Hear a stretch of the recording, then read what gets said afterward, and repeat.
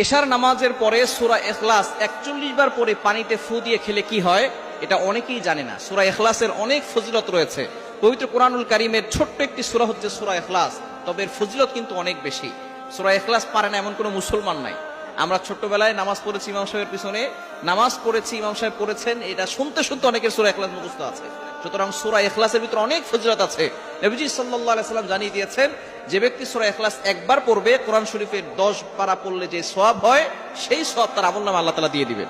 এবং যে ব্যক্তি 2 বার পড়বে, 3 বার পড়বে, 3 বার পড়লে 30 পারা কোরআন শরীফ পড়ার সওয়াব আল্লাহ তাআলা তার আমলনামায় দিবে।